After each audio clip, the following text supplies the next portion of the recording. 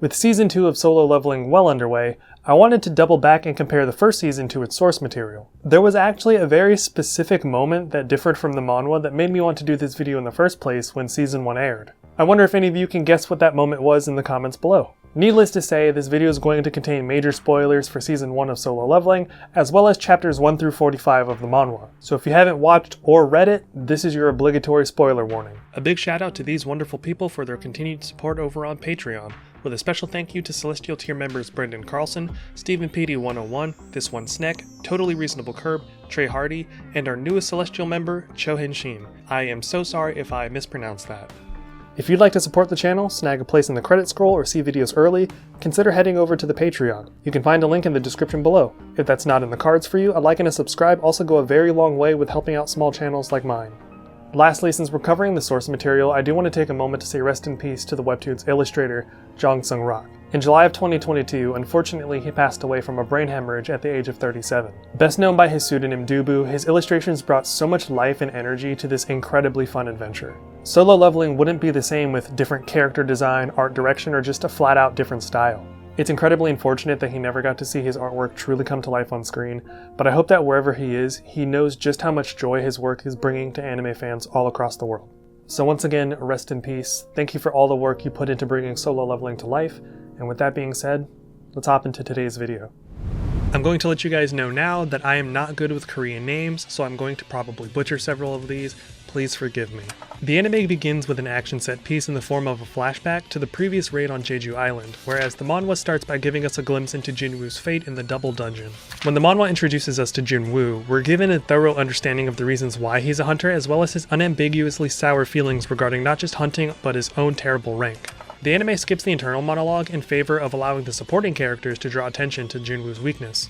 I won't do this too many times over the course of this video, but Jinwoo's hoodie is blue in the anime, where it's gray in the manhwa. The conversation outside the dungeon gate does proceed pretty much identically between the side characters in both versions though. There's a small moment in the manhwa where Jinwoo attempts to order coffee that isn't in the anime. Song Cheol volunteers to be the party leader in the manhwa, making sure no one minds him doing so. In the anime, he just assumes control of the group, to which no one has an issue with. In the anime, before entering the dungeon gate, we're shown the weapon Jinwoo is using is a small knife with barely any magical energy to it, because it was all he could afford. In the manhwa, after the party goes inside, the vendor that had run out of coffee feels bad that he didn't have any left for Jinwoo. There's a brief scene in the anime between Chairman Go and his right-hand man Woo Jin-chul talking about the resources of a dungeon gate. The manhwa goes straight from the coffee vendor to a scene with Jinwoo having his knee healed by Ju-hee, which happens at the perceived conclusion of the dungeon. In the anime though, we see Jinwoo unsuccessfully fight off a goblin that stabs him in the abdomen.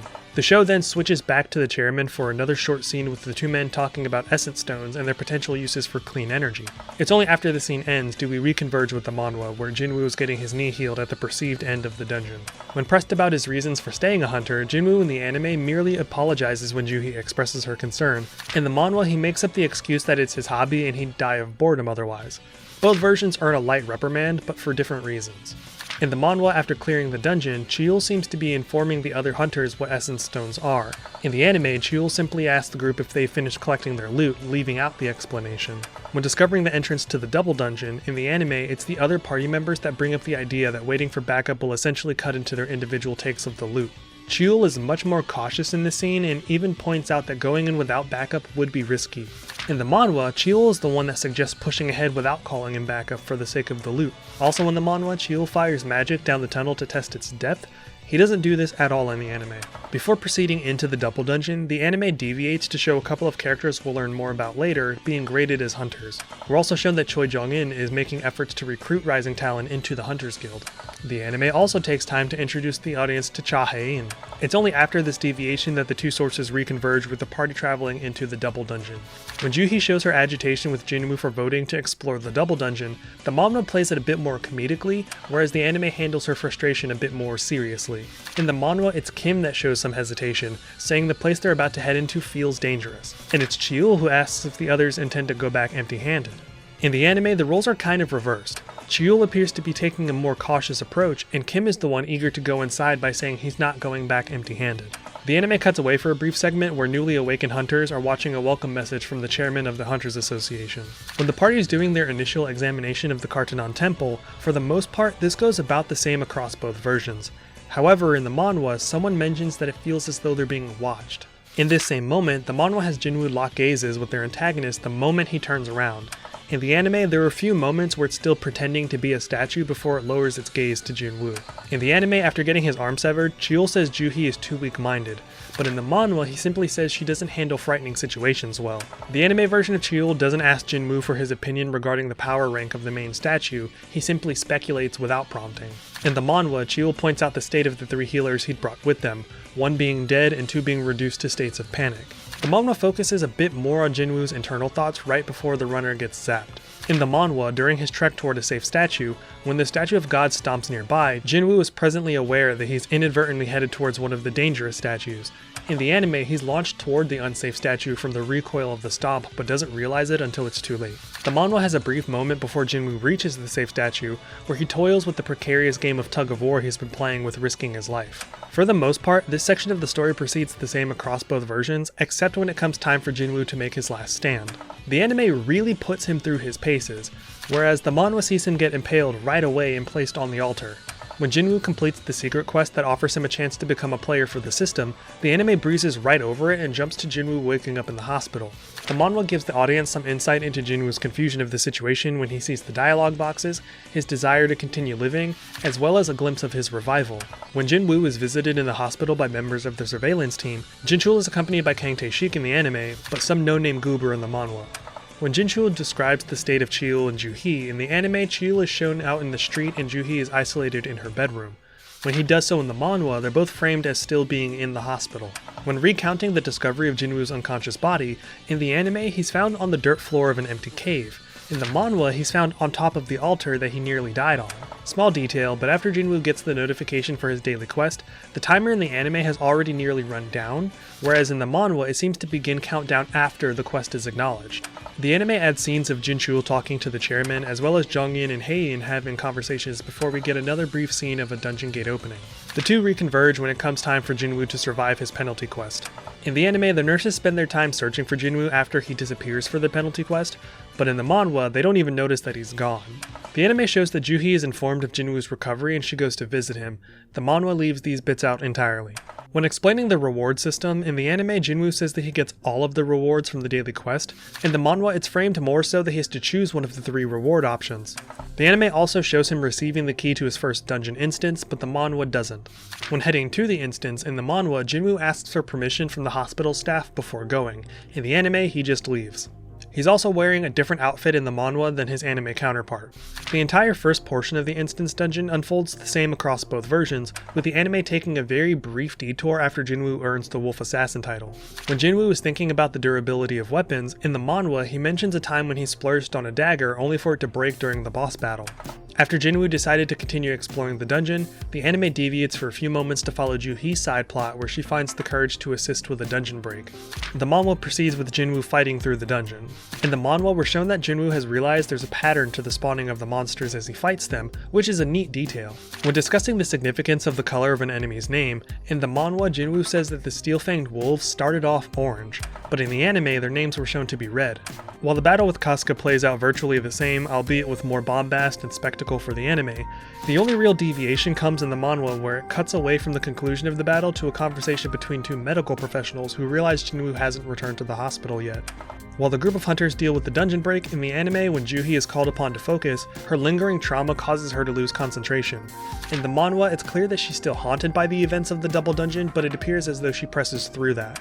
The anime takes some time to highlight Jinwoo's physical transformation from the perspective of the nurses that find him attractive. The manhwa only really touches on this when a nurse comes to his room to let him know he'll be discharged that day. The anime also takes the time to introduce Bae Kyun-ho, the leader of the White Tiger Guild, via a morning talk show. The phone call between Jinwoo and his landlord is more relaxed in the anime, whereas in the manhwa it's much more curt. The manhwa gives the audience a brief explanation regarding why it's so difficult to earn money as an E-rank hunter, while the anime focuses more on Jinwoo's cautiousness when it comes to drawing attention to his situation. The conversation between Jinwoo and Jinho on the way to the dungeon gate with the strike team is a bit longer in the manhwa and adds a bit more to the two's dynamic. In the anime, Jinwoo explains to Jinho what glowstones are, but in the manhwa the conversation is skipped with Jinwoo puzzling together the oddities of the dungeon. Him figuring out what kind of magic beasts are waiting for them is much more thorough in the manhwa. In the manhwa, watching everyone else get in on the action makes Jinwoo feel some frustration. However, this same moment in the anime instead has him focus on the feeling that something's not quite right.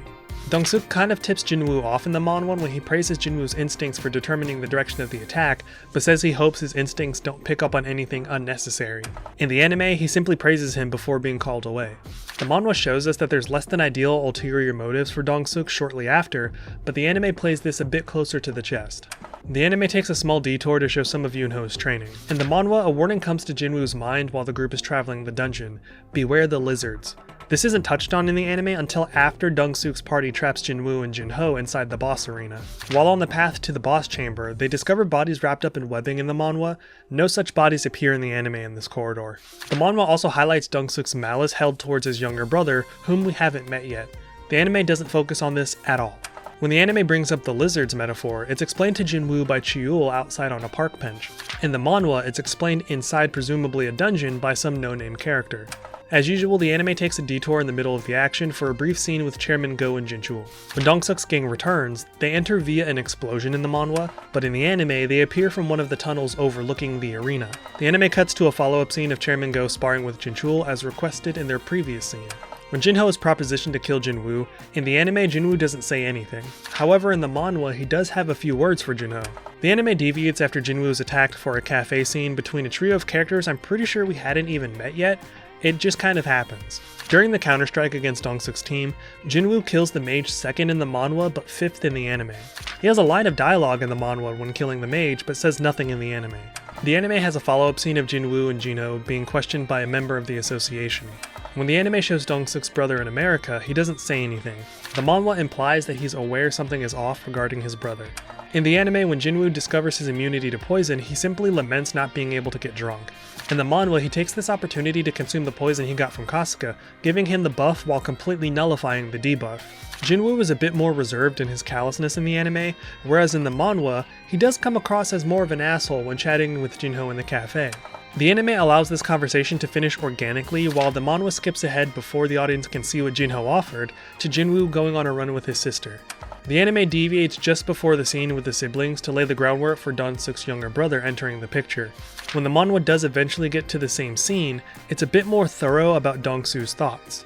He even laments not having the time to put a funeral together for his brother.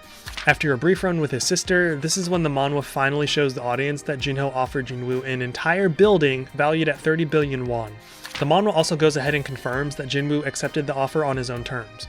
In the anime, Jinwoo tells his sister not to bother trying to keep up with his running pace, whereas in the manhwa he seems to accidentally leave her behind, only noticing after his flashback. After getting a key for another, more difficult instance dungeon, the anime shows us that Jinwoo can acquire the ingredients for the elixir of life from the dungeon. He goes on to visit his mother in the hospital before proceeding to the dungeon. The manhwa doesn't show Jinwoo acquiring the key, it just shows us that he has it after he's already on site and preparing to use it. The manhwa also doesn't see Jinwoo visiting his mother before proceeding to the instance dungeon. It isn't until Jinwoo is getting his shit rocked by Cerberus that he finally consumes the poison he received from Kasuga in the anime. The battle with Cerberus is much shorter in the manhwa, with Jinwoo seeming to defeat it while it's still enraged, even managing to forcefully snap the neck of one of the heads. The anime iteration shows Jinwoo being rewarded with the formula to the elixir of life for defeating Cerberus, but such isn't the case in the manhwa. It's only after his encounter with Cerberus and the desire to get strong enough to search for the ingredients for the elixir that Jinwoo finally accepts Jinho's offer in the anime. The anime diverges for quite a while with side scenes and such before lining back up with the reintroduction of Chiul to the story. Though the manhwa goes directly from the battle against Cerberus to a scene setting up the next mini-arc, a scene that takes place before Chiul's return, but one the anime hasn't brought up yet. Episode 8 has honestly spent the most time deviated from the manhwa, if not always necessarily through the content, then certainly through its order and presentation. Like when a member of their surveillance team is propositioned to kill someone, setting up the next conflict in the story, the manhwa gives this scene room to breathe. The anime, once it does finally get there, spends as little time as possible on this interaction until it cycles back around to it well after Jinwoo finds himself inside another dungeon. The anime also spends time following the S-rank hunters while they discuss the fallen Jeju Island. In the manhwa, during Chiul's reintroduction, he mentions that the student he's training with is an S-rank hunter. This remains unsaid in the anime. Before things finally fall back in sync, the anime has a brief scene between Jinwoo and his sister before he leaves to participate in a dungeon gate. In the manhwa, when Cheol notices just how different Jinwoo is, he also takes notice of how Joohee appears to be struggling. In the anime, Cheol's focus is entirely on Jinwoo. When deciding to go down the leftmost path when the trail splits, the manhwa shows a visual representation of Jinwoo sensing the boss monster. In the anime, he just says he knows the path leads to the boss. When the party splits, Jinwoo remarks that he's getting a bad feeling from Kang Taesik in the manhwa, but not in the anime. When pressing for answers to their depravity, in the manhwa, Taesik asks the prisoners if they could kill a child, but in the anime, he asks if they'd be able to kill other humans just as easily. After Taesik shows his true intent, in the anime, Jinwoo and the others aren't attacked until after Kim's apology. In the manhwa, they're attacked as soon as they enter the vicinity. The anime covers Kim's conversation with his concerned wife before the raid begins, but the manhwa approaches it more like the thoughts of a dying man reflecting on the concerns of his family. While the content is essentially the same, the tone and execution are very different. Kim's apology in the manhwa comes after Taesik is revealed to be a psychopath. Jinwoo's class with Taesik goes about the same across both versions, just with some extra yapping in the manhwa. There's also a moment in the manhwa where Taesik launches one of his daggers at Joohee that doesn't happen in the anime. The fight against Taesik concludes the same across both versions, with Jinwoo deciding to fight the dungeon boss himself. The biggest difference in this sequence is that in the manhwa, one of the prisoners actually survived, so to punish him in his own way, Jinwoo drags him to the boss arena and allows him to be killed by the enemies within. In the manhwa, before the surviving trio give their statements to the investigations team, Jinchul warns Jinwoo that the S-rank hunter Dong-soo is very likely gunning for him and Jinho after Dong-suk's death. In the anime, this warning is put off until after Jinwoo and Joohee have a walk in the park where she tells him that she's retiring, and then it comes in the form of a light flashback. Another small detail, and probably the last time I'll point something like this out, but the jacket of Jinwoo's tracksuit during the first raid with Jinho is red in the manhwa but blue in the anime. The anime features a brief cutaway where Jinwoo's sister Gina notices Song Yi isn't in class. The manhwa goes from Jinwoo clearing that C-rank dungeon right from An Sang-min investigating him based on his hunch. The anime has an action montage of Jinwoo clearing several dungeons that adds a few extra moments not seen in the manhwa before the two reconverge again. In the manhwa, when Sang-min attempts to recruit Jinwoo, he does so immediately after Jinwoo exits the dungeon gate following his brief conversation with Song Yi. In the anime, he appears to wait until Jinwoo's day has completely ended. Between the conversation with Song Yi and Sang-min's approach of Jinwoo, there's a scene where Jong-in has a nightmare about Jeju Island. During his conversation with Jinwoo, Sang-min tells him everything he thinks to be true about him in the manhwa in terms of how he ended up on his trail, from the buying of the dungeon gates to the incidents he survived to Jinho's family putting a guild together. In the anime, he only brings up the buying of the dungeon gates. The remainder of the conversation plays out the same across both versions, although in the manhwa, when he gives Sang-min the healing potion, he doesn't make him close his eyes. In the anime, Jinwoo realizes that he never completed his daily quest before starting the job change quest, while in the manhwa he realizes this after defeating the first knight. In the manhwa, we see Jinwoo fend off several additional normal knights with brutal physicality before the assassin and mage type show up. The anime still has him fight off a few more knights, but it's kind of a blink and you'll miss it thing. Before the rumble with Igris kicks off, the anime takes a moment to peek in on Jong-in and the others preparing for the reconnaissance mission. While the fight with Igris goes uninterrupted in the manhwa, the anime cuts away for a scene with the chairman, Jinchul, and Jong-in regarding the Jeju Island operation. There's a second cutaway right before the fight's conclusion to peek in on Jinwoo's family as well. Aside from those breaks, the battle plays out similarly across both versions. Naturally, there's much more to the action in the anime. The anime does a stellar job of showing just how clearly outmatched Jinwoo is against Igris by adding in additional moments of Igris just straight up and effortlessly kicking the shit out of our protagonist. In the anime, Igris gets stabbed in the right eye, but in the manhwa he gets stabbed in the left eye. Before the job change quest truly begins, the anime takes one more opportunity to cut away to the Jeju Island team. In the manhwa, when the job change quest begins, Jinwoo wastes no time attempting to use stealth to get away from the enemies. In the anime, he actually fends off a few knights before deciding to make the attempt. Before Jinwoo's mental confrontation with himself, the anime pulls us away for another conversation about Jeju Island between Chairman Go and Jinchul for the world building. When confronted with his shadow in the manhwa, this version of Jinwoo says that he still has a long way to go and that Jinwoo will have to kill a lot more people, make sacrifices, and even abandon his loved ones while also being the architect of his own death. In the anime, the shadow simply says Jinwoo is going to get himself killed. In the manhwa, Jinwoo explains the reasoning for bandaging his arm, which was to prevent himself from accidentally losing hold of his dagger. In the anime, he just kinda does it and then mentions it was all the prep he could do. There's another cutaway to the Jeju Island crew before continuing with Jinwoo's job change quest.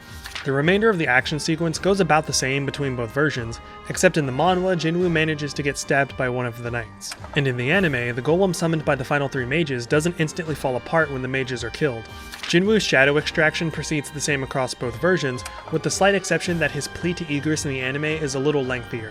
The only other major difference remaining in Season 1 is a brief conversation between Chairman Go and Jinchul during Jinwoo's shadow extraction scene, where the chairman talks about imagining a hunter that exceeds expectation. As far as Season 1 goes, those are the most notable differences. Or at the very least, the ones I cared to mention. There were a lot more than I remember there being, but a lot of that can be attributed to the resequencing of events or the added scenes for anime plot reasons. I've already noticed a couple things that are different in Season 2, so I'm looking forward to dropping that video basically the moment Season 2 ends. I also plan to put out a channel update video soon, letting you guys know what the plan going forward with the channel is, because I kind of want to branch out a bit more, so be on the lookout for that. Another huge shout out to these lovely folks for their continued support over on Patreon. As always, a special thank you to Celestial Tier members Brendan Carlson, Chohen Shin, Stephen PD101, This One Sneck, Totally Reasonable Curb, and Trey Hardy. You guys are awesome, and Steven has me working on a big Berserk video, so that'll be fun since I've never read Berserk before. Remember to take care of yourselves and others, stay warm out there, I'll see you soon, and as always, thanks for watching.